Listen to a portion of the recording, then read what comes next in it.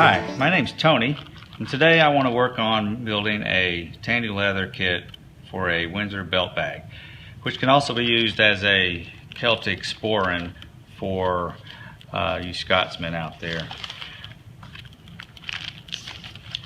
So the contents of the kit includes everything you need, including the pattern and instructions. So the first thing it asks you to do is to do all of your dyeing and carving, and it even includes a pattern that I'll be using today. And the purpose of this video is really going to be to show you the general process. I'm not going to take the time on this one to explain each step in detail, but just to give an overview in the time-lapse video that will follow. Step one is to do your tooling and dyeing. So what I've done off camera was I took a few minutes to do a little bit of practice, and this is what I came up with the tools that I have. And so the first thing you want to do is wet the leather. The way that I'm going to trace the pattern on is with a paper towel that's wet, and then I'm going to use a ballpoint pen and go over the pattern into the wet leather. And what I'm going to show you real quick here is my workspace. I have a handy little iPhone holder because the video that I'm doing is going to be time-lapse on the new iPhone 6, and I just am going to show you my tools as well.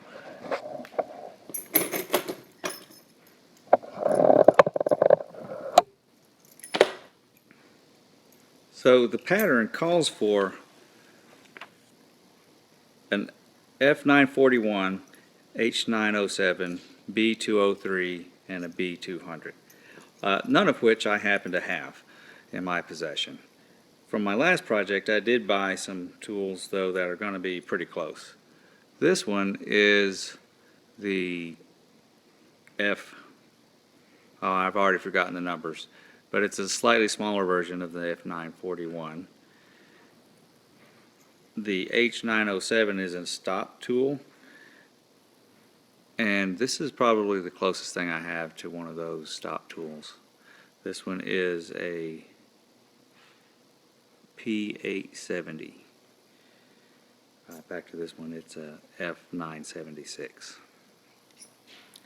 The B203 and B200 bevelers are smooth-ended bevelers that I don't have either, but I do have this one, and this is a B200. B197. And I also have this smooth pear shape that I'll be using, and then I also have a couple of other bevelers and tools that I may pick up and try to make something out of. One more thing to interject here is that leatherworking is typically a long-term project, and as you can see, I have done some off-camera work, and I've made myself a little block out of 1.5 by 1.5 inch oak stock that will hold my tools. Pretty proud of that. It's really easy. The holes are set in at a 10-degree angle to give a little better access.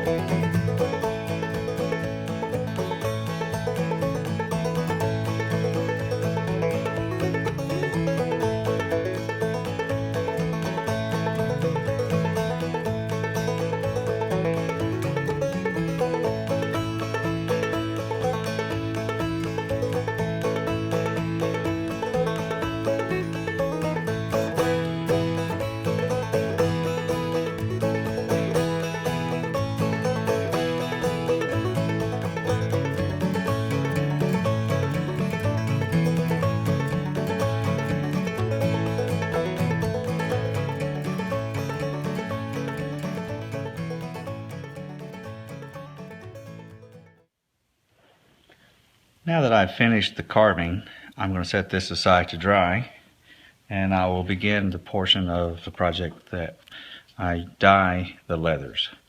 So in this step, I use the EcoFlow leather dye for the back and the front, as well as the button and the 2 gossets. To do this, I like to use just some plain old kitchen sponges. They come out of the package slightly damp, which is what we want. You don't want a dry sponge because that will leave streaks. And I also cover my work area with paper towels, as well as wear disposable gloves to keep the dye off my fingers.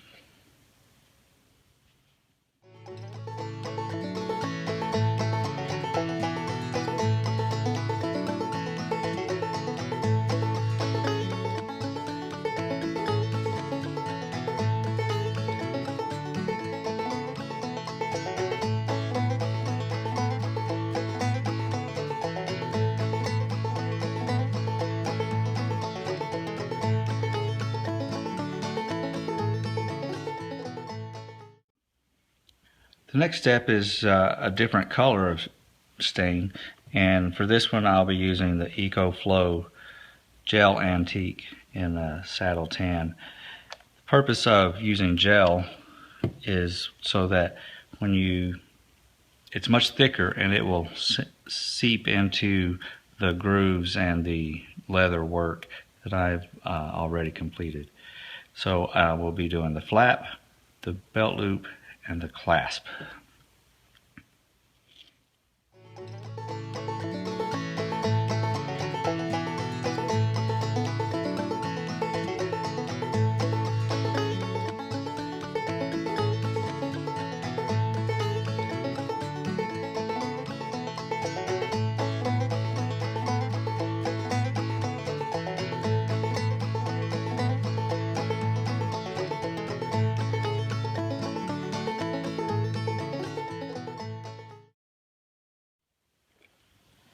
Now that I've completed my dyeing and my leather is still a bit damp, if you'll notice, I can look ahead. I can see that the flap is going to have a bit of a curve in it. So while the leather is still damp, I'm going to try to go ahead and put a little bit of that turn in there to accentuate the name, as well as make it a little easier to put it in there later and sew it up. Same thing with my belt loop.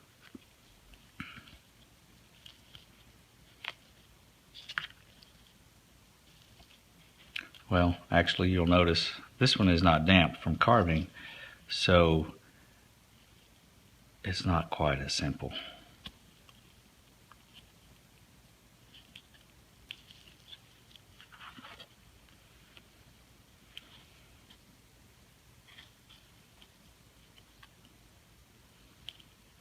So these will basically later on, they'll go like this.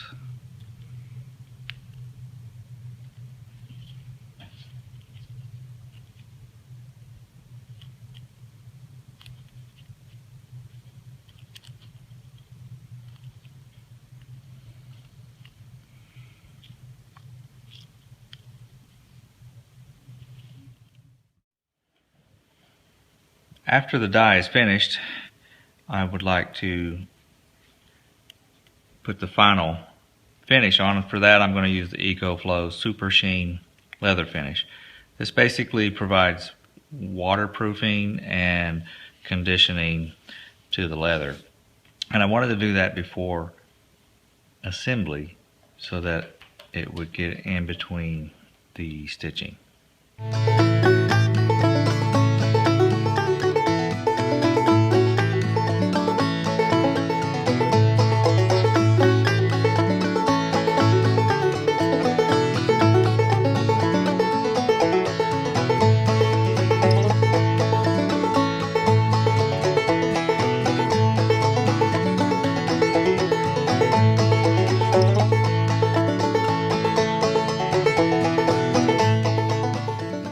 After allowing the finish to dry overnight, we're now ready to start the assembly process.